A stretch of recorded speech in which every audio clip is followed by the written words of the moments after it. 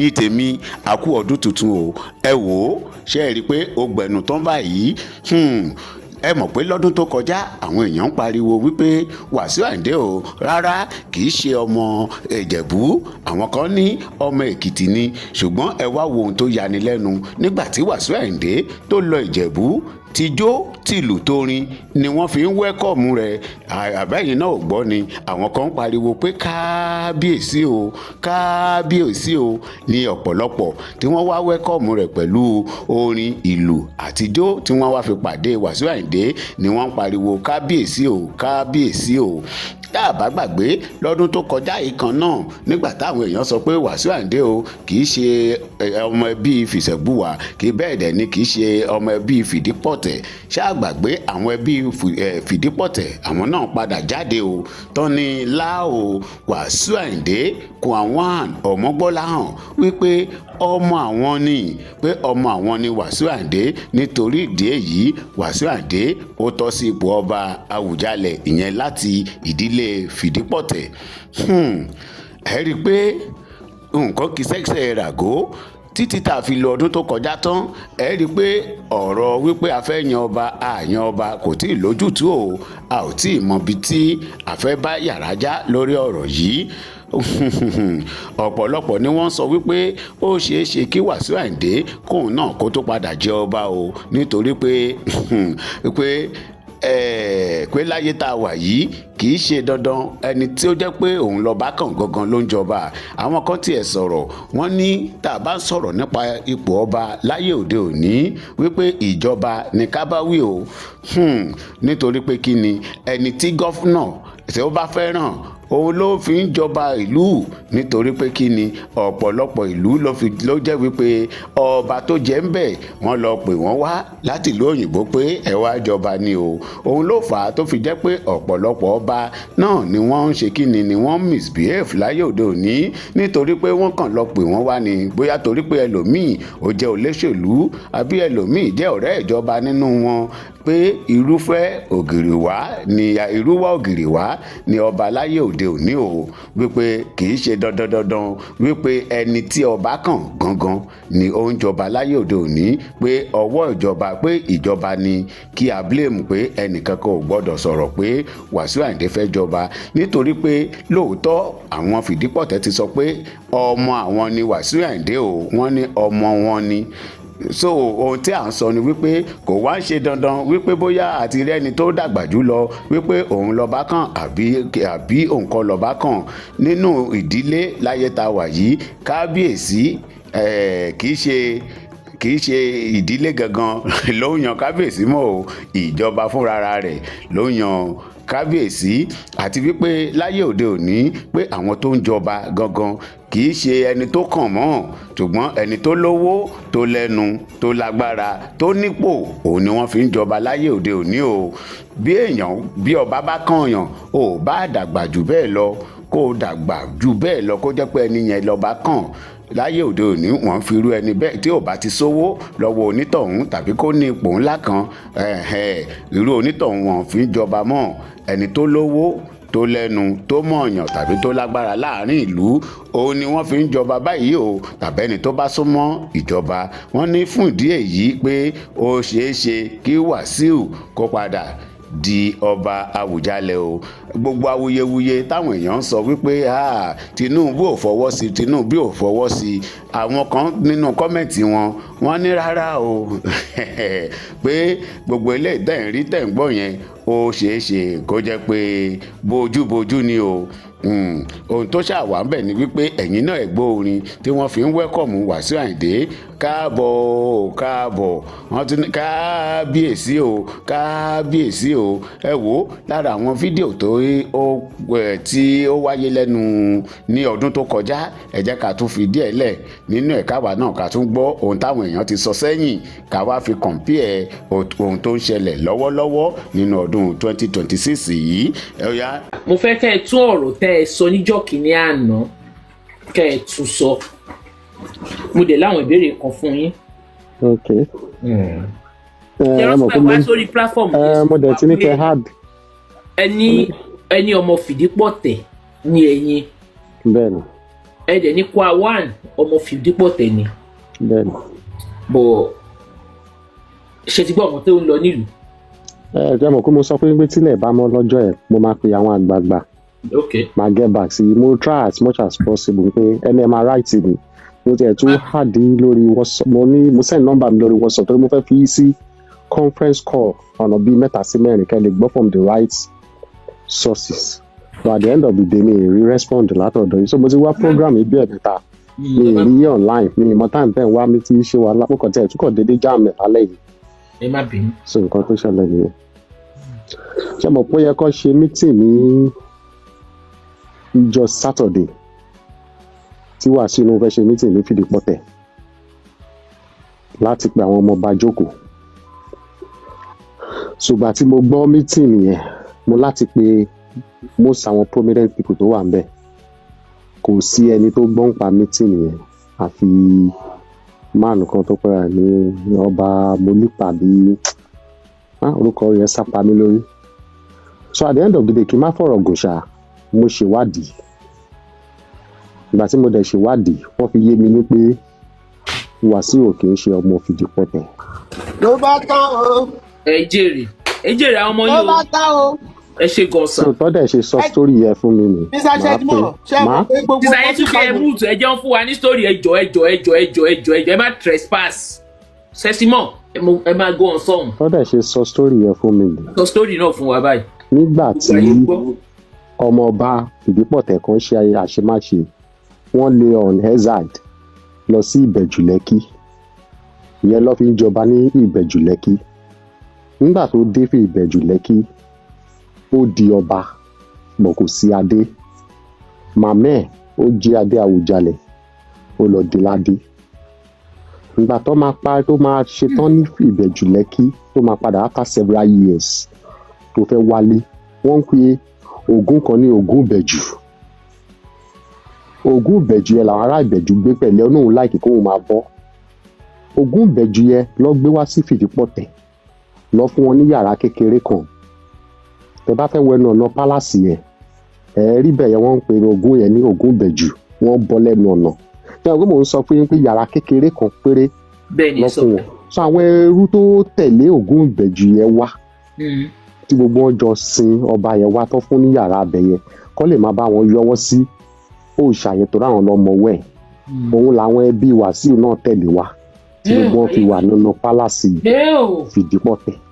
Ìyẹn ló fi ń sọ pé tó bá ju ọba Fìdípọ̀tẹ̀ sílẹ̀ Ayinde ò lè lóun máa jẹ́ tó bá tiẹ̀ wá sí Fìdípọ̀tẹ̀ torí kò sí yàrá tó fẹ́ gbà jáde nínú ilé Fìdípọ̀tẹ̀. ń pé so ìgbà tó ń bọ táwọn ẹbí ẹ̀ àwọn ẹrú tó tẹ̀lé Ògún Ìbẹ̀jú wá tó wá ń bọ ní. tó ọmọ ẹrú ni ẹ jẹ́ asọ́kó yé wa gbogbo àgbáyé ṣó ọmọ ẹrú ni Wasiu jẹ́ nínú ilé Fìdípọ̀tẹ̀. torí ẹ̀ lọ ṣe ní kó lọ mú ẹni tó bá jẹ́ ẹ̀gbọ́n ẹ̀ àbábúrò àbíbi tó sin ìrun ẹ̀ kankan wá nínú ilé Fìdípọ̀tẹ̀ kó lọ fi hàn. Ṣé pé níjọ́ sí mo sọ fún láti kékeré láti máa ń gbọ́ pé wọ́n ní ọmọ Fìdípọ̀tẹ̀ ń pé yàrá wọn ni mo dẹ̀ mọ̀ bẹ̀. Wọ́n sọ fún wa bó ṣe jẹ́ pé òkè wọ́n wá fi wọ́n bọ Ògún Ìbẹ̀jú tó ń bọ ni ìran wọn ń bọ ń bẹ̀. ẹ jọ̀wọ́ ọmọ ṣé kò mí ní pé ṣé kì í ṣe pé bàbá òyìnbó yẹn àwọn ni wọ́n ti Ìbẹ̀jú yẹn wá ṣe mọ̀ pé bàbá òyìnbó yẹn là ń pè ní ọmọ Ìjẹ̀bú Òde àwọn ni Wasiu tẹ̀lé wá ṣe mọ̀ pé wọ́n ní máàni yẹn ni ìyá Wasiu fẹ́. Màmá ẹ̀ ló tẹ̀lé wá sí Ìjẹ̀bú Òde. So kó má ṣe pé máàni yẹn náà rí fẹ́ sí so because by no means Wasiu ò tán mọ́ máàni yẹn stepfather. nǹkan tó pọ̀ tí sista Maureen bá fẹ́ mọ ó kẹ́ pé most prominent people débi pé ìlú jẹ́. gbogbo wọn ẹ̀rú bà wọn kò sẹ́ni tí ó fẹ́ play ohun. aṣọ ti jẹ́ ta Wasiu sì lọ bẹ̀bẹ̀ wọn ló lọ ṣeré níjẹ̀bú Òde mi ní níjẹ̀bú gbó èmi ò mọ̀ bọ̀ kó tó lọ ṣeré níbi tó ti lọ dọ̀bálẹ̀ tó wá bẹ̀bẹ̀ pé òun ṣìṣe kọ́dà ṣàṣìlẹ̀ àná àsọ fi jẹ́ta gbogbo voice record ẹ̀ ká ń pẹ́ wà pẹ̀lú mi ẹ gbọ́ gbogbo voice record ẹ̀ tó ṣe ń bẹ̀bẹ̀ pé kọ́ jọ kọ́ dájà. tó bá rìkọ́dù ẹ jù sí mi máa play ẹ̀ síta nísìn. no kásìkò ọ̀rọ̀ títò kò yẹ imú kọ̀fẹ́ kẹ́ gbọ́. ẹ mọ̀ kọ́ tẹ máa ṣe fún mi tẹ bá tó bá jẹ́ lòtẹ́ jẹ́ kí n gẹ́ ìtẹ̀ máa ṣe voice changer. àwọn nǹkan kan wà òun náà mọ̀ pé bẹ́ẹ̀ lọ ti gbé ju ọ̀rọ̀ síta kò sọ̀rọ̀ tí yàn ń sọ níta bẹ́ẹ̀ni torí òun náà lọ bẹ̀bẹ̀ ni bóun sì ṣe ni kọ́dà ṣàṣírí bòun ibi tí mo sọ̀rọ̀ yìí gan dé mo sọ fẹ́ni tó wà most prominent person mo sọ fẹ́ni tó wà most prominent person nílé Ìfìdípọ̀tẹ̀ ní pé mo gbọ́ nǹkan báyìí wọn náà ẹ̀dẹ̀ dá sí wọn lágbàlagbà ò ní sọ̀rọ̀ àgbàlagbà máa dákẹ́ ni tó bá yẹ everybody máa ṣe padà wá sílé wá júwe ó dẹ̀ ti padà òun náà ti lọ túbá sọ̀rọ̀ mi yẹ yín mà so wọ́n wá lọ kóòtù wọn ò lọ kóòtù ẹ jẹ́ kí everybody lọ máa play politics ẹ̀ but for now all matters has been closed kò sí nǹkan kan tó ti ẹ̀ ṣẹlẹ̀ ní Ìfìdípọ̀tẹ̀ really now kò sí wọn ò tiẹ̀ ṣe meeting èèyàn mẹ́rin tiẹ̀ dájọ́ kò pé à ń ṣe meeting kò sí nǹkan tó jọ wọ́n dẹ̀ fi yé mi pé tí ọba yẹn bá wá padà wá sílé Ìfìdípọ̀tẹ̀ o ìdígi mẹ́rin ló máa mọ́ ọmọ ọba lẹ̀ eléyìí tí wọ́n bá wá decide inú ìdígi mẹ́rin yẹn lọ́ máa select fún wọn the same thing náà ni Fòṣẹ́gun wà dẹ̀ fẹ́ ṣe so ní jù bẹ́ẹ̀ láti tẹ́ bá ní any question kẹ́bi ní kí n dá yín lóhùn. wọ́n ní because kẹ́ tó dé mo ní question ẹ jọ ṣé ó possible fún ọmọ ọba because ọmọ ọba lẹ́yìn kí ọmọ ọba tó wá jẹ oyè nínú ìlú tó ti lè jẹ ọba so possible. ní láti kékeré táwa ti gbọ́ wọn náà ọmọ ọba kò kí ń jẹ àwọn oyè kan wà tó ọmọ ọba ò kí ń jẹ bọ́tọ̀ ọmọ ọba máa ń jẹ ọ̀túnba. okay. ọmọ ọba máa ń jẹ ọ̀túnba bọ́ ẹ̀wọ̀n ẹni tó wọ́n tún wá fi yé mi pé ẹni tó bá tún wá fi jẹ olórí ọmọ ọba ní ìdílé kan ọmọbìnrin ló fi ń jẹ olórí ọmọ ọba tí ò dẹ̀ lè jọba. ọba láíláí yes. sọ àwọn nǹkan tó sọ fún mi nìyẹn. ọmọ ọba lẹ́yìn ṣé orí adé máa ń sùn ta ni. orí adé ò ń sùn ta kò sọ ọmọ ọba tó bá wàjà ní Nàìjíríà mi lè sọ ní ìlú òyìnbó wọn máa gbé padà wá sí Ìjẹ̀bú Òde wá sìn. ẹ ṣe gan mo really appreciate pé ẹ tiẹ̀ lọ bá wa ṣe findings yẹn ẹ dẹ̀ padà mo rí mẹ́sẹ̀gì tẹ́ ẹ send sí mi ó yẹ kí n get back sí so ẹ má bínú sí mi ẹ jọ̀ọ́ ẹ ṣe gan sa. mo rí ìnáwó ní kankan tí mo fẹ́ sọ ṣe rántí ní ọjọ́ yẹn tí bọ̀dá yìí wá tí mo fi ń sọ fún yín pé Wasiu ti lọ gbé èèyàn kan jáde nínú Ìfìdípọ̀tẹ̀ ó kọ lẹ́tà wípé wọn pé àwọn fámìlì yẹn kó lọ pín wọn pé òun dìdí lọ gbé èèyàn kan lára tiẹ̀ ní pé àwọn Ìfìdípọ̀tẹ̀ tó kù àwọn di ríro lórí ibẹ̀ yẹn wọn ò mọ̀ nípa nǹkan tó ń lọ rárá ṣé rántí pé mo sọ fún yín. bẹ́ẹ̀ lẹ sọ bẹ́ẹ̀ ẹni tó lọ gbé jáde yẹn gan wọn ní descendant lásán ni pé kò ní safe everybody bá ń sọ̀rọ̀ ẹni mo sọ débẹ̀ àwọn letters kan wà gan tó forward sí mi gan tí mo sọ pé mo fẹ́ fún yín mo tiẹ̀ fẹ́ connect yín mọ́ most people tẹ́ bá fẹ́ mọ most things nígbà ẹ̀gbà. àní ẹ jẹ́ kí n buttress point in there it's 182-year-old man ẹ mọ̀ pé mo sọ fún yín wọ́n ti pè mí wọ́n ní kí bàbá wa kùs ẹ mọ̀ pé mi ò mẹ́ni tó ń jẹ́ wàkùs ọ̀ wọ́n ní lórí ọmọ ọba Ọ̀túnba Ìfìdípọ̀tẹ̀ ní lórúkọ wọn. Ògúnnísì àwọn lọ́ni wákùs hotel. ṣé mo gbà. ẹ gbà. wọ́n ní kí bàbá yẹn tó kú pé ó ti béèrè lọ́wọ́ King Wasiu rí tó fèsì ẹ̀ nígbà tó fẹ́ fi jẹ oyè kan ó sọ pé níbo ni ilé bàbá ẹ̀ nínú nídìí Ìfìdípọ̀tẹ̀ pé ta ni bàbá ẹ̀ pé ó ní kì í ṣe ọmọ Ìfìdípọ̀tẹ̀ pé wọ́n jà sí tàǹgbà yẹn bọ̀ bàbá yẹn ó ti ṣaláìsí. bẹ́ẹ̀ ni.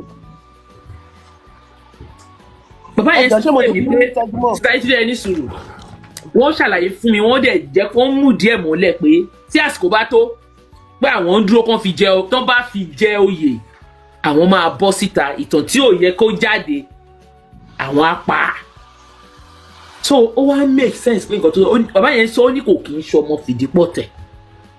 kò ń ṣọmọ bẹ́ẹ̀. ẹ ṣe gan sa so láàrin. ẹ kó ètò. àǹtí mọ̀ọ́nù yẹn jẹ́ kí n sáré di Mr. Segmon Marcus Hotel tẹ́ ẹ̀ sọ yẹn jẹ́ kí n ṣe níbi ẹ̀mí gbogbo títí ibi tí olúwa ló gbọ́mọ tòsún wà tẹ́lẹ̀ jẹ́ kí n ṣe hòtẹ́ẹ̀lì tó wà níbẹ̀ yẹn ni. no kíní ló wà ẹ mọ Ìgbẹ̀bà ló wà Ìgbẹ̀bà close to Awujale Palace goes to private house close to Awujale private house. bàbá yẹn sọ pé Ọ̀túnba Ìfìdípọ̀tẹ̀ nìyẹn pé bọ̀ Ọ̀túnba tó fi King Wasiu jẹ́ Ọ̀túnba Ìfìdípọ̀tẹ̀ mọ́lẹ̀. ẹ tí ì fi jẹ. pé ó yàtọ̀ síra bàbá yẹn ló ṣàlàyé. no ẹ jẹ́ kí wọ́n ṣàlàyé bẹ̀ torí mo bi ọ̀rọ̀ débẹ̀ pé Wasiu sọ pé òun ti jẹ wọ́n ní Wasiu náà ti jẹ Ọ̀túnba Ìfìdípọ̀tẹ̀ wọ́n wá fi ń yé mi pé wọ́n fi Wasiu jẹ olórí ọmọọba kílẹ̀ Ìjẹ̀bú which is ordinary oyè pé but ọmọọba Ìfìdípọ̀tẹ̀ which is Ọ̀túnba Ìfìdípọ̀tẹ̀ wọn ò tí ì fún èèyàn kankan torí àsìgbà tí Wasiu jẹ wákùsò tí ì kú ó sì wà láyé ó dẹ̀ ṣaláìsí ní 2 days or 3 days later ni wákùsò ṣiṣẹ́ jáde láyé so wọn dẹ̀ lè fi hàn kankan jẹ́ tí bàbá ọ̀tẹ́ni tó wà lórí ẹ̀ ò tí ì kú tó sì for now wọn ì tí ì fìyàn jẹ pé tó bá ti jẹ next Awùjalẹ̀ ń sìn wọ́n ṣe máa fìyàn jẹ if care is not taken gan olórí ọmọọba tó fún wọn máa wùjọ ẹ. nǹkan tí mo gbọ́ náà ni. nípa because ordinary ceremony ọ̀nà ni nípa ìbọn tó ti ń misuse ẹ̀ ṣàwọn nǹkan tó sọ fún mi nìyẹn. ẹgbẹ́ nǹkan tí mò ń sọ nìyẹn àǹtí Maureen pé kéèyàn gbọ́dọ̀ fún àlejò láyè jù nílé èèyàn tó máa di pé ó máa wá máa gàbá léèyàn lórí. ẹ bá wa táàpù ẹ ṣíà program yìí ẹ jẹ́ àkọ́gbọ́n so Larry King. ẹ má bínú sísá Maureen sísá Maureen ẹ má bínú Larry King ẹ jọ̀ọ́ ẹ má bínú. ẹ jẹ́ kí n sọ̀rọ̀. ẹ má bínú ẹ jọ̀ọ́ mo fẹ́ tọrọ ìṣẹ́jú kékeré ni Mr. Sheximo. Thank you for the correction, amendment, and the enlightenment. Thank you, sir. Ẹ máa rí i pé torí irú ọ̀rọ̀ yìí tẹ́ bá rántí pé mo bá yín sọ̀rọ̀ ọjọ́ yẹn pé ọ̀rọ̀ tẹ́ ẹ̀ bá wà ṣúọ̀ ẹ má sọ ọ́ ó bẹ́tà kẹ́lẹ́ ẹ fẹ́ máa lọ ṣèwádìí máa padà wájú kẹ́ ẹ sọ lọ. Tẹ̀rí pé nǹkan tí mo sọ yẹn òun ló padà ṣẹlẹ̀ yìí. Bẹ́ẹ̀ni, right mo tẹ̀ ẹ́ láti wá contact yìí náà bí. Daughter of Zion, mute yourself please. If not so, the search tẹ́ ẹ máa lọ ṣe kò bá pọ̀ ìrìn àjò yín ìbá pọ̀ ká ní kí n bá ṣe pé mo tún sáré tètè gba ọ̀rọ̀ Awùjalẹ̀ mọ́ yín lẹ́nu níbì kan. Bẹ́ẹ̀ni ẹ sọ bẹ́ẹ̀ni mo rántí. Ẹ ti understand. Ẹ dẹ̀ rí pé kẹ́yìn gan tó sọ̀rọ̀ rárá lèmi gan ti kọ́kọ́ sọ̀rọ̀ kábíyèsí Kàsálí Mọ́yègẹ́sọ. Bẹ́ẹ̀ bó pe àwọn fúnra ara wọn gan àjọ sọ̀rọ̀ wọ́n dẹ̀ dáwọn ọ̀rọ̀ tó bá mi sọ bó tiẹ̀ fẹ́ connect sister Maureen mọ́ wọn torí mo dìídì mention program yìí àwọn gọ́dẹ̀ ti pè mí padà bí ẹ̀mẹ́ta pé ṣé mo ti jíṣẹ́ question wọn lọ́tún bí mi. ẹ ṣe kí bọ́ ẹ ṣe kí àti mo ní sábà pé mo sọ bí mo ṣe wọlé inbox mi kún mọ́ ọ̀dọ̀ yín kọ́ sísá Maureen. báwo lè rò mo ṣe ń rorúkọ inbox mi kún. ẹ wo bí tẹ́ bá fẹ́ mú sísá Maureen ẹ fún mi lówó màá mú wọn fún yín. ṣé àmọ̀ pé mo sọ fún yín wọn ní kò sí gbogbo ọba Ìjẹ̀bú tó mọ̀ wípé Wasiu kì í ṣọmọ Ìjẹ̀bú. ẹlẹ́ níbi ibẹ̀ yẹn ẹjọ́ torí ọ̀rọ̀ àwọn míì àti gbé ọ̀rọ̀ lọ wọn ní padà gbọ́ mi mọ́ wọn ní padà wá sẹ́yìn o and when it comes to ìtàn. wọ́n ní wọ́n rí K1 ìgbẹ́ o bí o sì rí K1 dà. ní the fake account ló máa gbé wá.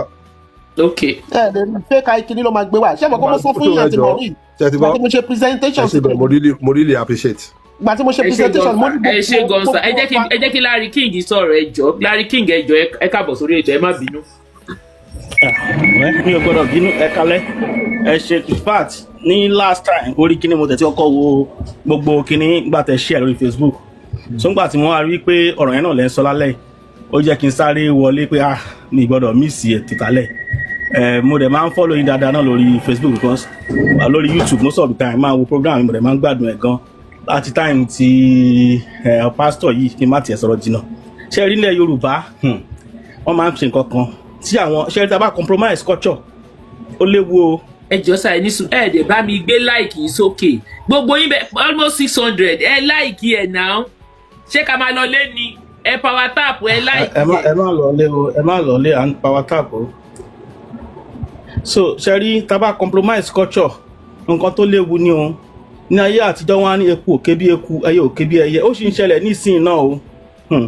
Ṣẹ́rí èmi tí mo wà yìí àlè mo ti pọ́mọ àádọ́ 50 years ṣàṣẹ rí nígbà tí mo wà ní kékeré mi ò mọ nǹkan tí great grandmother mi thank you for the rose great grandmother mi ò mọ nǹkan tó ń ṣe fún wa ọmọbìnrin ló bí àwọn náà tún bímọ obìnrin àwa ní first set of ọkùnrin tó bí wọ́n wá jẹ́ nǹkan tí wọ́n ń pè ní alábúlé tí wọ́n mọ̀ tán pè ní alábúlé ẹ̀ tí wọ́n pè bàbá ẹ̀ ló dábúlé yẹn sílẹ̀ tábàdé abúlé yẹn kò sílé tí à kì í sùn kò sí ilé tí a kì í sùn dáyìn onílé bẹ́ẹ̀ ilé tó níbẹ̀ ti wó ṣùgbọ́n kò sí ilé tí a kì í sùn nítorí pé kí ni bàbá ẹ̀ ní alábúlé ọmọ àgbà wa àdèmá oko nìkan làwa níbẹ̀ ìyá ẹ̀ máa wá sọ sítórì fún wa lóríṣiríṣi débi pé nu abúlé yẹn àwọn ará abúlé yẹn wọ́n máa rí bí ọmọ alákọ̀wé ṣùgbọ́n àwọn àkókò tó abúlé yẹn làwa mọ̀ débi pé àmọ́ ẹni tó jẹ́ ẹrú àmọ́ ọmọ ẹrú ìyá ẹ̀ máa sọ pé ẹni ẹrú ni o wọ́n rà á ní ẹrú ni bàbá àwọn ló rà á lẹ́rú ẹni báyìí aṣáájú gbogbo wọn máa kúnlẹ̀ tí àyè bá ti dé abúlé everybody ló máa kúnlẹ̀ kí ló tán fi máa ń kíyìn báyìí agbọ́pọ̀ àbáwọn ló dá abúlé yẹn sílẹ̀ àwọn kan dó bẹ́ẹ̀ as a big village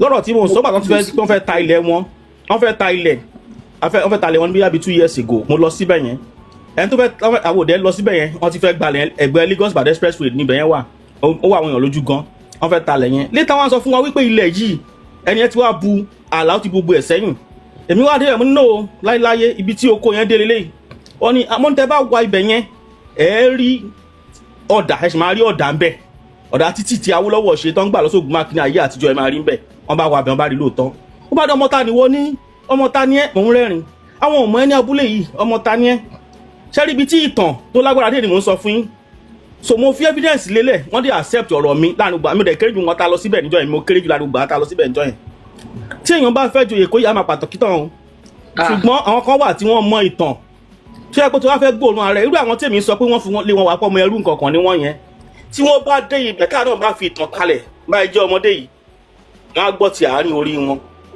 ṣẹ̀wárí lọ́rọ̀ ọlọ́bàdé tí ẹni tí à ń sọ̀rọ̀ iná tó bá pé ìdílé ọba ló ti wá lóòótọ́ fìdípọ̀tẹ̀ ló ti wá lóòótọ́ kò lè tó ilé. wọ́n máa wá sọ kinní kan bẹ́ẹ̀ ni wọ́n máa tún sọ kinní kan sà nígbà iṣẹ́ ìjọba tí mo ṣe wọ́n lè níyàn kan wà recommended but not appointable ẹ̀wọ̀n kan tó ń pè yẹn somebody is recommended but not appointable and that is kọ́lá recommend ẹni yìí ṣùgbọ́n tábàwò ṣe sí ẹ̀ a lè mú ìyẹn dẹ̀ jẹ́ ó wà subjective kò sí quantitative criteria tá lè fi measure wípé nǹkan báyìí bó yẹ ti bẹ̀rẹ̀ ṣe láti ìgbà tó ti bẹ̀rẹ̀ ṣe ní day one náà ti ń wù ẹ́ bí o fẹ́ jẹ́ director ni àwọn èèyàn ti ń wù ẹ́ láti ìgbà tó ti wọ tó ti graduate ti wọnú yẹn ìwọ ẹgbẹ́ náà ti mọ̀ o lè ní same qualification kò ní kò qualified yẹn lọ academic kò ní PhD ṣùgbọ́n tó bá wù àwọn kankan wá ní is not appointable o lè gbọ́ gan ló gba highest score ní interview tó máa sọ pé wà appointable wà nìyẹn káṣọ ìwà wa èmi náà bẹ gbọ́n mo dẹ̀ tún lé kàkọ́ kan nù kan tí aṣọ ní ìbàyí lónìí ẹ̀kọ́ tí mo kọ́ náà ni pé appointability yẹn ẹ̀kọ́ tí mo tún kọ́ ni pé àwọn ọmọ mi ò mọlé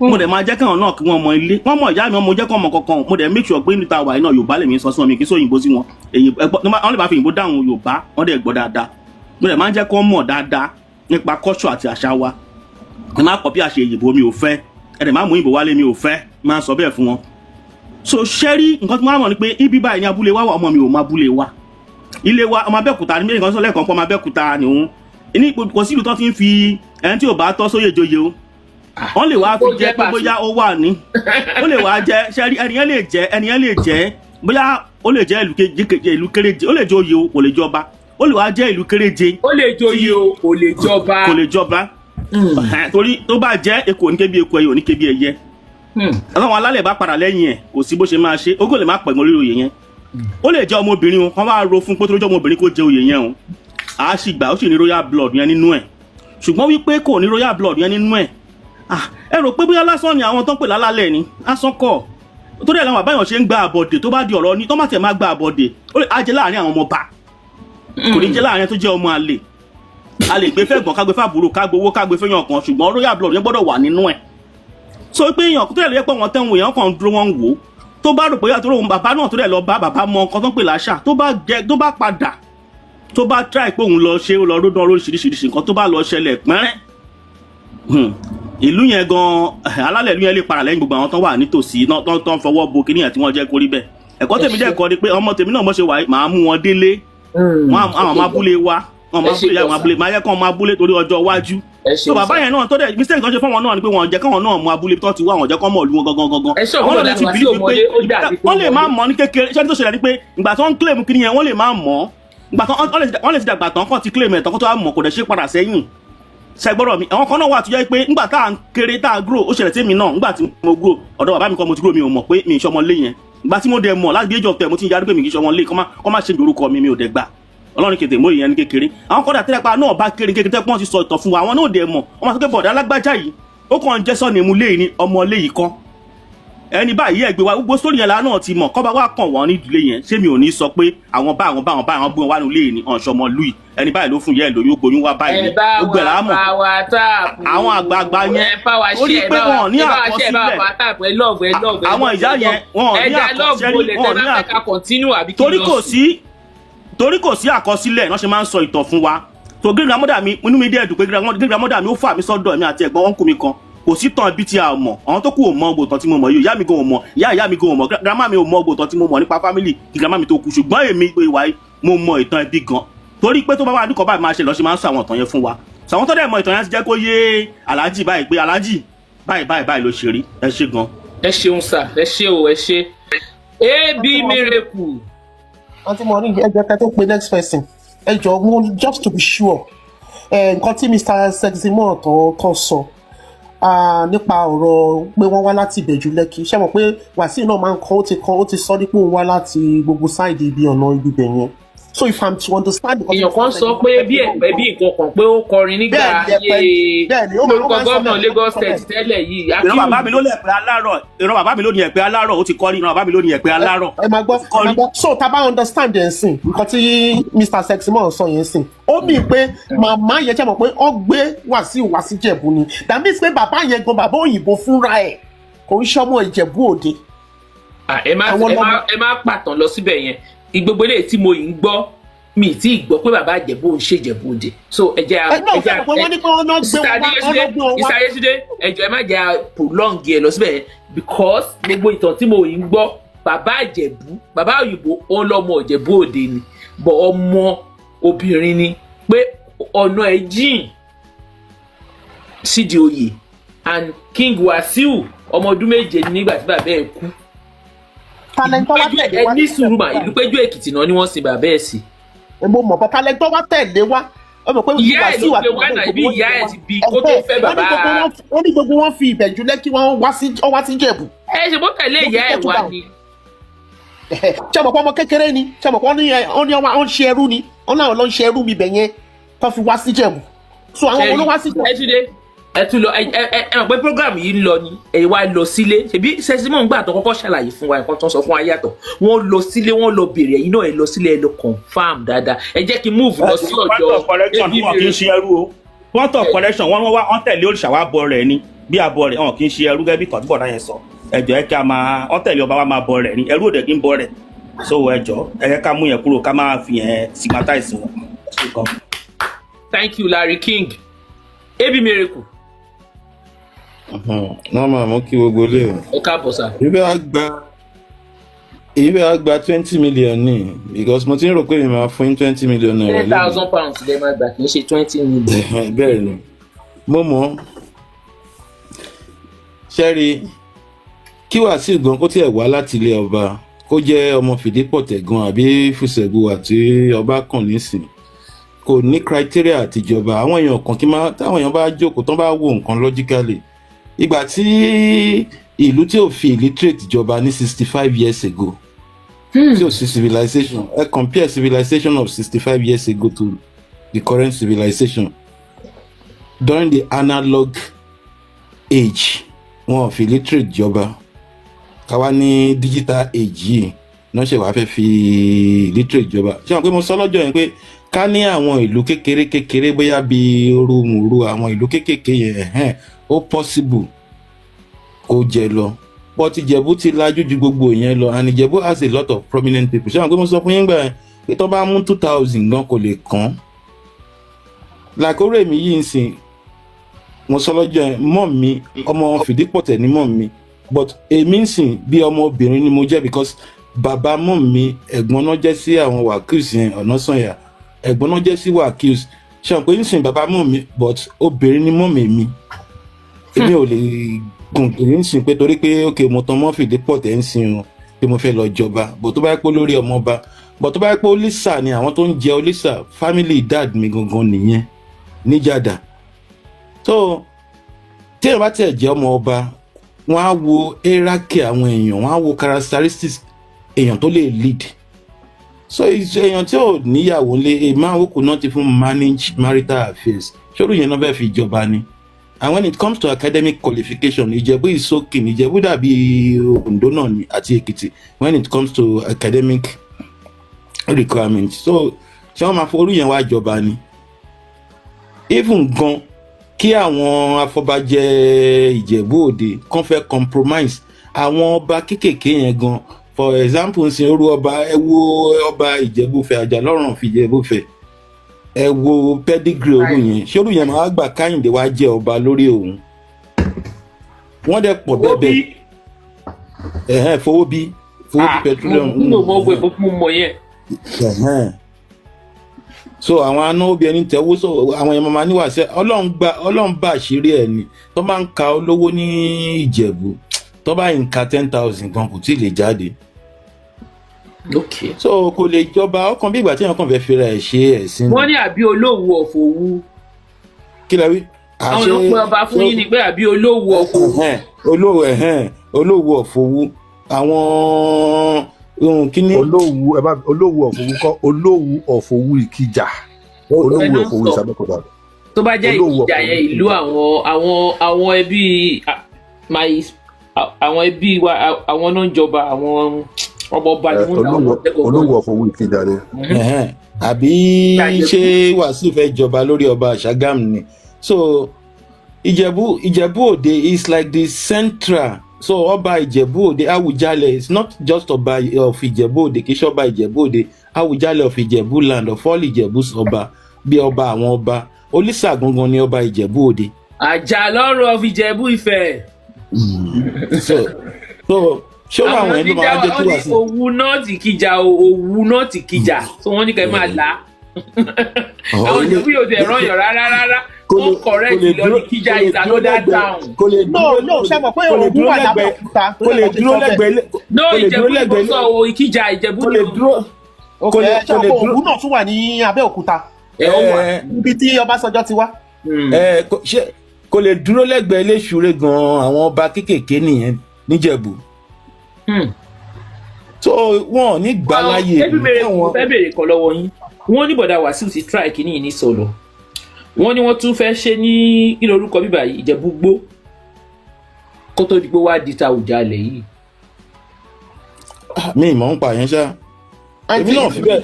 Ṣé kí n sọ pé nǹkan kan bá ẹ má bínú kọjá. Sísá Yétúndé ní sùúrù kò ṣe ní Ìjẹ̀bú Gbó Ìsọlọ̀ ló ti ṣe ìyẹn Ìsọlọ̀ tó kú lánàá ìyẹn ni ò gbà fún tó fi wá kò ẹ bá ṣe Ìjẹ̀bú Gbó cause kò claim Ìjẹ̀bú Gbó. Olóhùn fẹ́ jẹ lọ́sọ̀lọ̀. Ó fẹ́ jọba ń sọlọ̀. It was claiming Ìsọlọ̀. Of course. Wo pátá kan pé bó ṣe ṣe Ìsọlọ̀ tó kú lánàá. Wo pátá kan bó ṣe ṣe lẹ́kọ̀ọ́ bó ṣe sẹ́nẹ́tọ̀ ó fẹ́ ṣe ọba. Kò ever mention Ìjẹ̀bú Gbó because kò lè ever try ẹ̀ ń Ìjẹ̀bú Gbó. No mi sọ pé okay ẹ máa sọ nǹkan tó ń ṣẹlẹ̀ ní pé. No sọ ni mo ní ká clarify because kó má di pé irọ́ pọ̀. Ṣé òun aṣáájú Sister Yeti tẹ́ bá rántí last week mo sọ Wasiu problem started in 1983 life tó ṣe tó fi kiri ẹ̀ mọ́ ẹ̀pẹ́ ipe family ọmọ no rebi kì í ṣe no. Gbogbo Ìjẹ̀bú ló kí Ìjẹ̀bú bẹ́ẹ̀ ó kí gbogbo nínú life nínú kíní yẹn ó kí gbogbo Ìjẹ̀bú ni mo àtàṣà rẹ̀ mọ́. Did you listen to the live in 1983? Ìjẹ̀bú bẹ́ẹ̀ láti Òdògbólú láti dé Rẹ́mọ láti gbogbo Ìjẹ̀bú ló kí wọn. Dìbò lẹ́gùn mo rí ẹ dájú labalábá tó dìbò lẹ́gùn ayé ẹ má dá lẹ́kùn láìpẹ́ yìí ó dà láti sá nínú aṣọ ṣẹmọ̀pá kéèké ìyẹn ò ṣe gbé sábíà ẹni tó dọ́rù ẹ̀ wò níjọ́ sí ara mi níṣe ló jọ́lọ́hùn ìpè ẹ̀yìn ara wa lẹ́kṣọ̀ ṣaláhùn ṣe kì í ṣe já ó lẹ́kṣọ̀ ṣaláhùn ṣe mútàkàdá kẹmú gègé kẹwàá gbòòrìn tó mọgbọ́n dání tèwé tàgbà ó mọgbọ́n làwọn gbọ́pọ́n ládé ẹwà gbòdúró wẹsẹbọ yìí ti dọba orin Alhaji King Wasiu Ayinde Ọmọgbọ́láhàn wọ́n ní tí ṣìgìdì bá fẹ́ tẹ́ á ní kí wọ́n gbé òun lọ sí odò lọ wẹ̀ àwọn Yorùbá dẹ̀ ní alábòsí alówó alábòsí abímọ alábòsí akọ́lé ṣùgbọ́n àtúbọ̀tán alábòsí kò ní dáa irú yín òun ni Barrister fi kọrin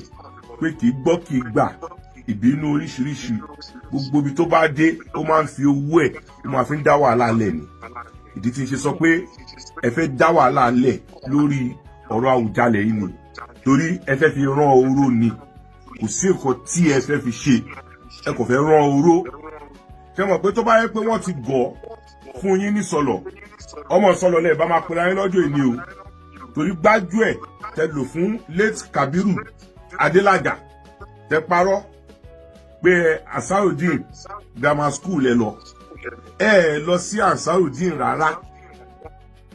Ẹ máa mú kọ̀ọ̀kan wọ́n ní bọ̀dọ̀ Wasiu wọ́n ti lọ try ọ̀tán try ní Ìjẹ̀bú Òde yìí wọ́n try ní sọ̀rọ̀ tẹ́lẹ̀ wọ́n ní wọ́n báyìí náà níjẹ́ ìfẹ́ ká ẹgbẹ́ ayé. torí pé kí ni pass common entrance class 2 òun dẹ̀ ni ẹ ti kúrò ní school ẹ máa ń wu ìwà bí ẹni tó wà autistic ẹ máa ń wà bí ẹni tó ní autism ìdí tó fi jẹ́ pé orin nìkan òun ni getaway yín ẹ mọ bó ṣe ń hùwà láwùjọ ẹ mọ bí wọ́n ṣe ń sọ̀rọ̀ ẹni tẹ́ bá lọ sọ́dọ̀ obìnrin tó bá bímọ fún yín ẹ máa bọ́ ṣọ́lẹ̀ ẹ bọ́ bàtà lẹ̀ kó wọn àtọmọ ẹ̀ that is a wayward statement irresponsible person ló máa ń wo irú wà yẹn ẹ bọ́ bàtà lẹ̀ sọ́dọ̀ obìnrin yẹn kó wọn àtọmọ ẹ̀ ẹ ń disgrace àwọn ọmọ yín káàkiri ṣé láwọn tí. I'm dropping you. Please, before you come before you join, kindly mute yourself. wọ́n máa ń bá yín sọ̀rọ̀ orí wọn ò pè àwọn tó ń jókòó tì yín tẹ́ ẹ sọ pé ẹ ṣàdíà ọmọ orí tẹ̀yìn ọmọ 1957 lẹ pèrè ayín ta ní ìyá Wasiu wà láyé ẹ jẹ́ ká fún wọn ní 100 years old that means pé 1925 ni wọ́n bí ìyá Wasiu kí ni orúkọ ọba tó bí ṣàdíà sórí ìtẹ́ ṣàdíà ọmọ Akérédolú ní orí ìtẹ́ lọ́bi sí 100 years old tàbá yọ kúrò nínú 2025. wọ́n ní ẹgbẹ́ máa bá wa rí gbogbo question sí can you please mute yourself if you don't yourself out I'll take you off the platform please mute yourself. mo rí tẹ̀lé mú tara yín. I think I'm going to change the thing now because àwọn kọ̀ọ̀kan when you join please mute yourself.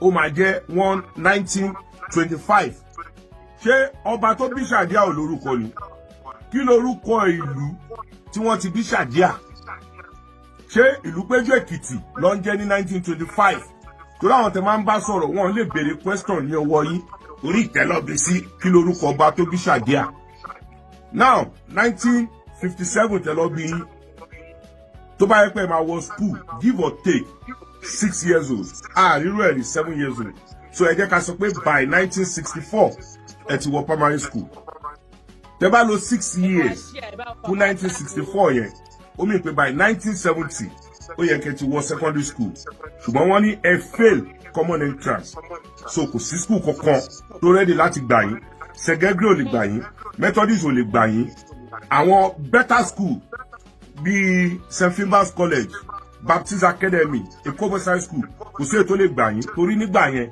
wọ́n máa ti ń kọ́ school tẹ́ máa lọ tẹ́ bá parí common entrance àwọn unapproved school náà bíi àwọn Lateco àwọn Westco St. Timothy àti Niger Paco Niger Peco tẹ́ ń pè ní Niger Paco nígbà yẹn kò sí kankan tó lè gbà yín níbi tẹ́ fẹ́ẹ̀lì dé ìdí tí màmá yín ṣe mú yín lọ sí Ìjẹ̀bú Ìṣíwọ̀ nìyẹn tẹ́ lọ bẹ̀rẹ̀ class 1 pẹ̀lú wọn ní Ansarudeen High School Ìjẹ̀bú Ìṣíwọ̀ 1972 ni wọ́n dá Ansarudeen High School sílẹ̀ so by 74 lẹ wọlé ní class 1 class 2 September tó gbọ́lùdé lọ́mọ́ lẹ fi di ẹni tí ó wà ní ẹ̀yìn Dr. Sikiru Ayinde Barrister dẹ̀ sọ wọ́n ní whisky làwọn máa ń pè yìí ṣẹ́mẹ́rin tó ń pè whisky ajá ẹni tó ń jẹ́ whisky nìyẹn so Barrister tó ń sọ pé ọmọ òun ni yín ṣé 9 years ni Barrister gbà lọ́wọ́ yìí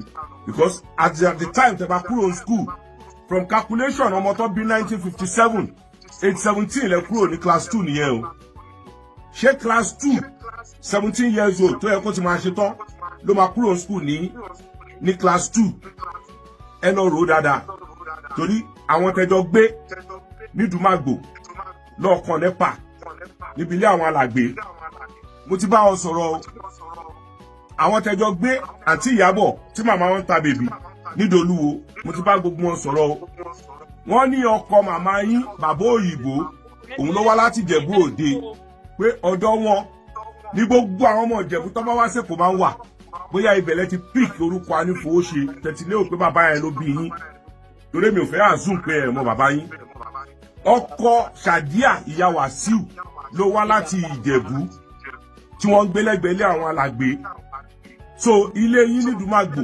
lọ́ọ̀kan NEPA tọ́lẹ̀ ń gbé wọ́n ní gbogbo bẹ̀ lẹ́dàrú àsọmọ́ ìkéré wọ́n lè tẹ̀lé Lékan ọmọ Dàrúṣà lọ sí Ìdolúwo kí lẹ ṣe ń bẹ̀ wọ́n ní obìnrin 4 ọ̀tọ̀ọ̀tọ̀ lẹ mú láàrin sákù yẹn tẹ fún lóyún ẹ fẹ́ Síkírà ẹ fẹ́ Bọ́láńlé àbúrò tọ̀yọ́bọ̀ ẹ fẹ́ káúsára ẹ fẹ́ ṣàléwá kí lẹ tún wá ṣe ẹ tún padà lọ mú fẹ́tíà ọmọ máṣà tó yẹ pé wọn àti síkírá ọmọ ẹ̀gbọ́n àtàbúrò ni wọn obìnrin 5 lẹ́yìn nìkan fún lóyún nínú sáàkù kan náà ṣérú yín ló yẹ kó mú kó fi jẹ ọba aláàjì ẹ ní ìwà ọmọlúàbí ní ara gbogbo nǹkan tó surround yín fraud ni ẹ sọ pé yín àtàwọn kánsẹ́lọ̀ pélé wúrà ẹjọ́ ṣiṣẹ́ sátífíkẹ́ẹ̀tì wo lẹ fi ṣiṣẹ́ torí ìgbà tí Dr. Wahab Dosunmu tí wọ́n mú gbogbo àwọn ọmọ èkó tán fún wọn ṣẹ́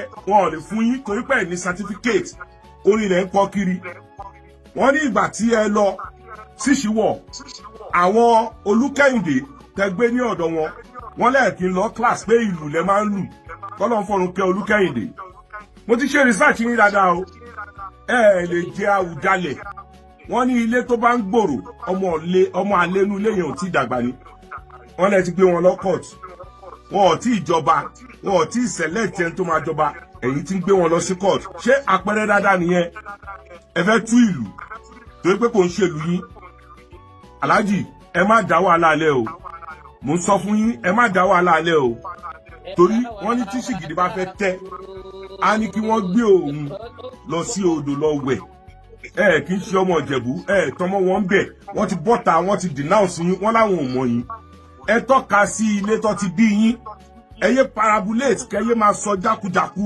àwọn ọ̀rọ̀ tẹ́ ń sọ kí ló dé tẹ́ ṣe lè débẹ̀ wọ́n lè ń kọ lẹ́tà kí ló dé tí ẹ ṣe lè lọ sí ibẹ̀ àwọn àfà tẹ́yìn ibú pé wọ́n wá ganu sílé bàbá yín àwọn èèyàn mọ̀ yín dáadáa ni pé nǹkan tẹ́ bá ti fẹ́ ṣe ẹ máa ti ń plan ẹ̀ ni kí ló dé táwọn aláàfà tó ṣe máa lọ sílé bàbá yín ṣé màmá bàbá yín ló kú ni ṣèbí ìyá Wasiu ló kú ilé ọmọ olókùú ṣáà lọ máa wá but ẹ̀ńdọ́gbọ́n rẹ́gísítà Fìdípọ̀tẹ̀ àwọn àfà wọn lọ sílé bàbá mi ní Fìdípọ̀tẹ̀ kí ló ṣe ilé mi ni wọ́n wá ganu sí ṣé ìyá bàbá yín ló kú tó ṣe máa lọ lé bàbá ìyá ọ̀dọ̀ bàbá yín ni ṣèbí ìyá yín ló kú ilé títí lọ́mọ wá but tó pẹ́ fẹ́ rẹ́gísítà Fìdípọ̀tẹ̀ yẹn lẹ́ṣẹ̀ fi àwọn àfà lẹ́ṣẹ̀ fi pa ṣe pé ìyá ẹ̀ ń jẹ yín ẹ̀dẹ̀ máa ṣe kí ni ẹ̀ máa tẹ́.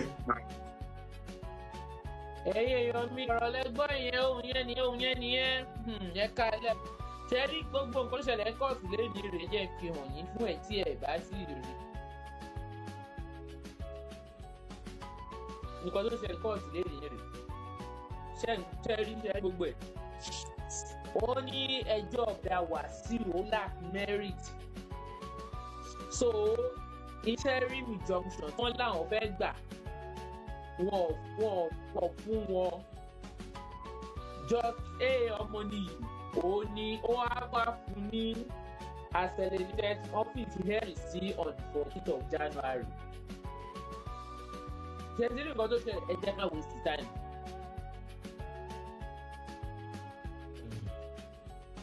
tí ẹ̀yin mi ẹ̀ka alẹ́ ẹ gbọ́ gbogbo nǹkan bàbá nǹkan tí Balógun kò sọ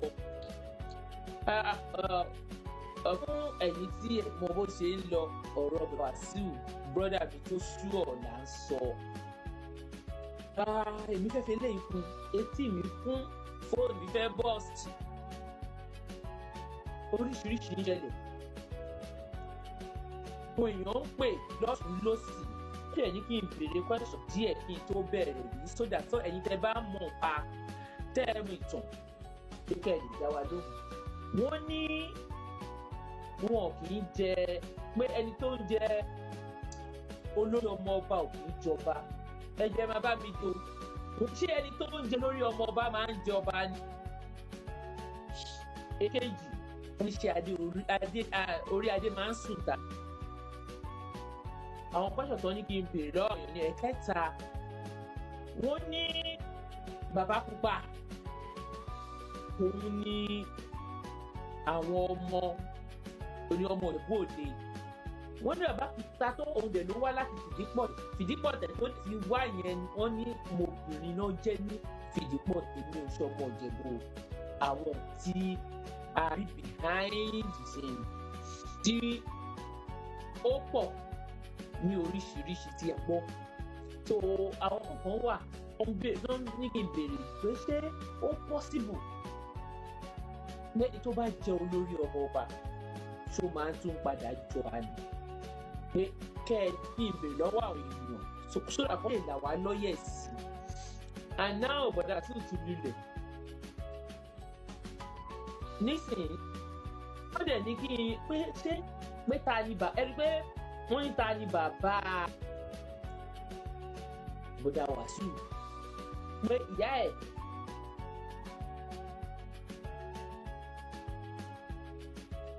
èèyàn máa ṣèkó sílẹ̀ kọ́ mi fẹ́ sọ ilé tí mi ò mọ̀ bọ̀ ọ̀rọ̀ pọ̀ èmi máa mú ní bẹ́sẹ̀ wọlé ní kọ̀ọ̀kan sí àmì Yétúndé ló kọ́kọ́ wọlé ṣé ẹ ti Yétúndé ẹ káàbọ̀ sí oríṣi mo kí yín ẹ bá wa dá sí ẹ jọ ṣé gbọ́dọ̀ tí mo béèrè kẹ́ tó kẹ́ bá mi dáhùn yẹn ok yes. mo kí every dish pé ẹ kalẹ̀ gbogbo ọkọ bí wọ́n ṣẹlẹ̀ ní kóòtù lè jù bí ọ́nà ẹ̀sẹ̀ mọ̀ pé ní sọ́ńbì bá ti wọ́n lè kó. bẹ́ẹ̀ it's dead on my right back. bẹ́ẹ̀ ẹ ti sọ. fún àwọn ọmọ ìyẹ̀wò kẹ̀sì yẹn dáwọ́ lórí pé kò sí nǹkan tó ń lọ. Náà pé gbogbo fiction actually came to us. Àmọ́ bẹ́ẹ̀ question ẹ̀bìnrin yẹn pé ṣé olórí ọmọ ṣó máa ń jẹ ọba ní Ìjẹ̀bú lórí. Olórí ọmọ bá kì í jẹba. Bàbá pé ẹgbẹ́ olórí ọmọ bá mí ní pé ó wà ìtútù with more of like general. Màá ó tún pẹ̀yọ̀ kò mọ̀ títí wọ́n ní ṣé ẹni tó jẹ́ ọmọ yìí ọmọ ọba ṣó máa ń jẹ nínú ìlú ẹ̀ ó máa ń ṣe olóyè nínú ìlú ẹ̀ ní pé kò ní ṣẹlẹ̀ pé ó lè lọ jẹ oyè yìí pé kò wọ́n lè fi jẹ oyè tó jẹ́ ọmọ tó jẹ́ prince ọba gbogbo ẹni tí ọ tọ́ sí. Bẹ́ẹ̀ni ó bá ní pé ìṣẹ̀lẹ̀ yìí prince tó yẹ yẹn láyé ara ti oyè mi tó yẹ yín ní sí so kò tún lè jẹ oyè tó tún jẹ ọmọ bẹ́ẹ̀ yẹn èyí sì ó lè lọ́jọ́ oyè tó ti gbowó ó máa lé o ọtí náà. So, then I went down to last one. That apart from my kí n gbọ́dọ̀ fèrè lọ sí márùn. wọ́n ní pé ṣé orí adé ó máa sùn tani. tí ó ṣe ìjọba kan ní ìwé ilẹ̀ Yorùbá wọ́n á sọ pé especially nípa jíjẹ́ pé wọ́n come from a royal family. Especially nípa jíjẹ́ pé àpúrò wọn jẹ́ tó wà ní line tó wà line ní ìyẹn wá ní ọ̀nà pé àpadà wá sí. She was not by saying, but my mom comes there. We have 5 prominent families. Ní Ìjẹ̀bú, tí mo rí Ìjẹ̀bú lẹ́fẹ̀ẹ́, ọmọ tá a bá sọ pé ọba prominent Ìjẹ̀bú. The language náà ní Ìjẹ̀bú ni. They are always prominent family. Ṣẹ́rí 5 family yẹn fún ìgbó ẹṣin ní Ìjẹ̀bú. Bẹ́ẹ̀ni, àwọn ẹ̀yìn. Wọ́n lè mọ̀ sí mi wà lára 5 ọmọ ẹṣin. So, ó jẹ́ gan a lot. And then, mo tún rán láti sọ fún everybody wípé gbogbo bí èsì nílẹ̀ yìí wọ́n mọ̀ pé past ọmọ yìí. Mo tún sọ fún gbogbo fún ọgbà yìí. So, kí wá padà sí gbogbo ìṣẹ̀lẹ̀ àti mo rí ẹ̀mọ̀ pé mo sọ gbogbo ọ̀rọ̀ yìí tẹ́ bá rántí pé mo sọ pé wà fún ìtọ́ ọmọdé rẹ̀. Ṣé wọ́n ti gbà yẹn? Ọ̀rọ̀ tí mo sọ pé wà sí pé step father is mother. You said it from the word. Wọ́n ní pásítọ̀ kì í ní ilé ti ìbọ̀tí gbogbo ló ti máa ń ní. Ṣẹ́gun mo wà privilege ti rí wọn àwọn ibi tí máa ti rí information tèmi growing up like I said. Ṣọ́ọ̀tì rí Ìjẹ̀bú-Fẹ̀ náà. Ṣé o pé Ìjẹ̀bú-Fẹ̀ ó ti yẹ exist before kọ́ bá nǹkan gbọ́dọ̀. Ìjẹ̀bú-Fẹ̀ ti wà bẹ́ẹ̀ 1450. Since late 1470. So Ìjẹ̀bú-Fẹ̀ ti rí ilẹ̀. Ẹ máa sà ó. So, ìjọba ọkọ tó ń sọ pé ẹ máa ń ta Ìjẹ̀bú Òde ọba Ìjẹ̀bú Òde náà ta. So Ìjẹ̀bú-Fẹ̀ ìgbàlẹ̀ òfin rí yẹn ó tó di pé ọdún kan wọlé débi bẹ́ẹ̀. So ó jẹ́ kí wọ́n because my mom's father ó jẹ́ kí wọ́n oríṣiríṣi ṣe mọ àwọn secret míì wọn tó ṣe pé gbọ́dọ̀ ká so I know some of those things so yẹn yín báyìí nísìnyí. So but let's keep that right lára ibẹ̀ náà trust yẹn wà lára ibi tí mo mọ̀ pé Wasiu tó Ìjẹ̀bú. Because ìdílé mẹ́ta ló ń jẹ ní ìgbìfẹ́ tó yẹ kẹ́ ìsìn fún I know what I'm saying mi ò kàn fẹ́ mẹ́nu lọ bá tọ́jú nílé mu wọn because ó má lọ sí gbọ́dọ̀ sí nǹkan tọ́jú bá wọn bẹ̀. ó yẹ ìsìn but ìgbà kó ṣe pé máa put you at risk sómi ìrìn dárò ṣe yẹ nígbà dárò kan máa mọ̀ very prominent family no ṣe yẹ máa ṣe Wasiu kò tọ́wọ́ ìgbìfẹ́ ṣe ní gbogbo ìtọ́wọ́ Jẹ̀bú Òde là ń sọ o.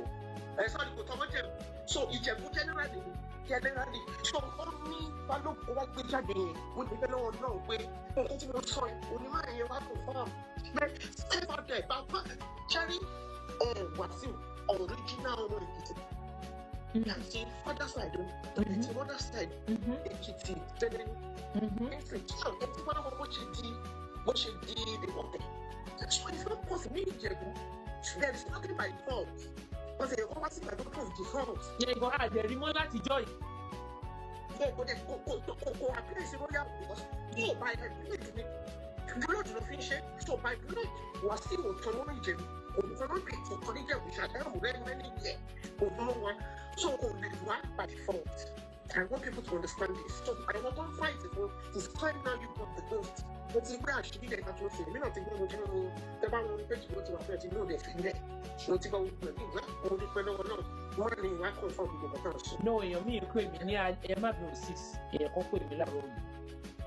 Ó dá àwọn orúkọ kan ní ó dárúkọ bàbá. Ó ń gbé ní ẹ̀gbẹ́ yìí bàbá pupa lẹ́kọ̀ọ́. Pé bàbá pupa kọ̀ ìyá wa, bọ̀dà Wasiu ni. Bọ̀dá pa bàbá pa ló wá láti Ìjẹ̀bú Òde ọmọ Ìjẹ̀bú Òde wọ́n dẹ̀ ní ọmọ ìdílé Ìjẹ̀bú ọmọ obìnrin ló fi tán ọmọ pípọ̀ tẹ̀. bẹ́ẹ̀ni ṣẹ́rí báyìí Wasiu òun ní kí màmá ẹ̀ kú fún bàbá ẹ̀ Wasiu ní àwọn ọmọ ọba. wọ́n máa fi lórúkọ wọn sí wọ́n fún mi láwọn orúkọ màá sẹ́ǹdì sí. ó dẹ̀ ní àwọn ọmọ ọba. òun fúnra rẹ̀ sí wándẹ́lì ní sọ́ọ̀nì yẹ́ ẹ̀bí fún bàbá ẹ̀. ó ní kí ẹjọ́ orúkọ wọn sọ Musa àti Àdìsá yẹn. ó ní ọ̀rọ̀ tó ń sọ níbẹ̀ bọ̀ mi tí ìfẹ́ sọ kó má jẹ́ nínú àti kọ́kọ́ máa sọ lọ́wọ́. Okay, so Musa fi ṣe sọ́ọ̀nì ní Ìjẹ̀bú ní gbogbo Ìjẹ̀bú Musa yóò ti fún ni. Àdìsá nǹkan kan fi kọ́ fún un. tó bá wà ṣe kó kí n tó kọ́ mọ̀ but we for this to me the honest me. ṣé Àdìsá Muslim ni? Islam ni so whichever way you feel. Anybody lè jáde sí ojú rẹ̀. kọ́ mi bẹ́ẹ̀ Àdìsá kì í ṣe Muslim rẹ̀. ó tọ́nu mi wàhálà wà ó. àbí sọ ní Àdìsá. ṣé ìjù ń jẹ́ Àdìsá ni? Ìjẹ̀bú Òkè ní ìsìnkú ọ̀dọ́ Àdìsá. wàhálà wà Ọlọ́run. palace pẹ̀lú ara wọn. wà Ọlọ́run Elédùmarè ń ṣẹlẹ̀ o nǹkan ń ṣẹlẹ̀ o.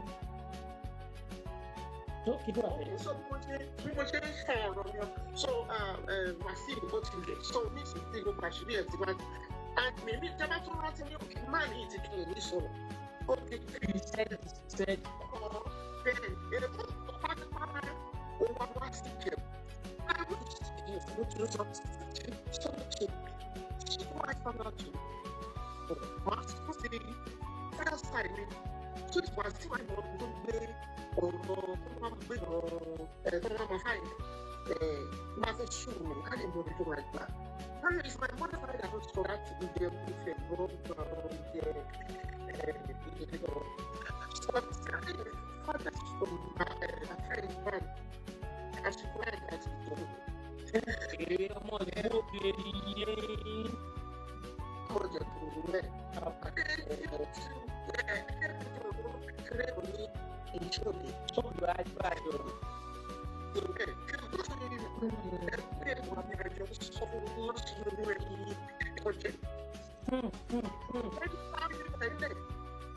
My grandmother gbogbo ọjọ́ àwọn ènìyàn ti wá ibi tí ló máa lẹ̀ wá sí àgbàlẹ̀. ìpínlẹ̀ èyí tó gbalẹ̀ yẹn wọ́n èèyàn gbalẹ̀ tí ẹni tó kọ́ ìṣòṣù ọ̀la pípọ̀ ilé wọ́n èèyàn yẹn ti dárò ẹ̀wọ̀n ti pa ọdún tó kọ́ oṣù àbẹ̀ pé ìkọ́nú yẹn ní ilé ẹ̀ tí wọ́n náà gbà lọ́wọ́ ẹni mọ́ àìjẹ́rìí lè mọ wọ́n ní. Just major almost everybody very example to the project to blood It's very detailed. Enjoy everything now. No, I beg everything. Enjoy.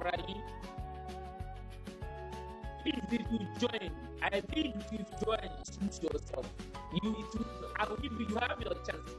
Please go ahead, man. Yeah. People tell you that massive. We try to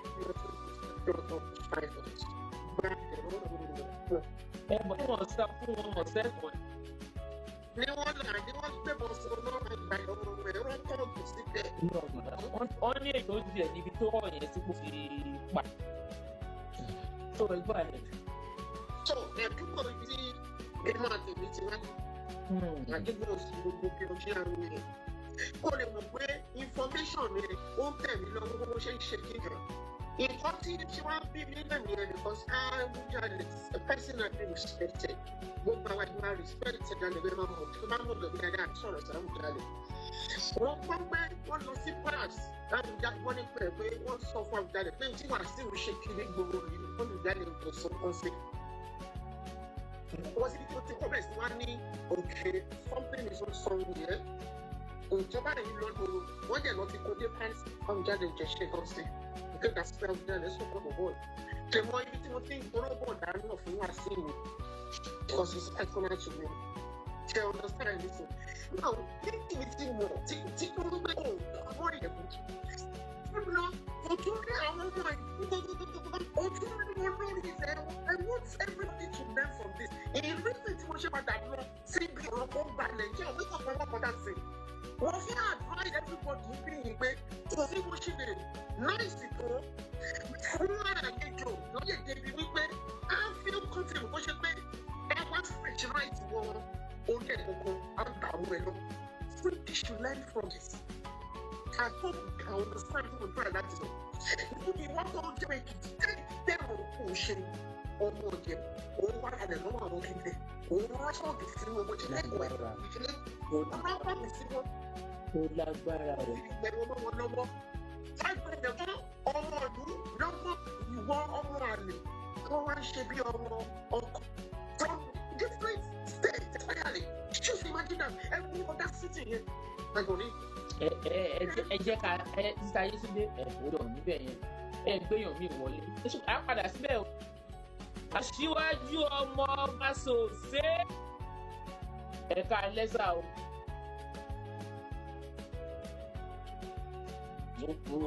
Gbé òforúkọ yọ ní bíbí kí n.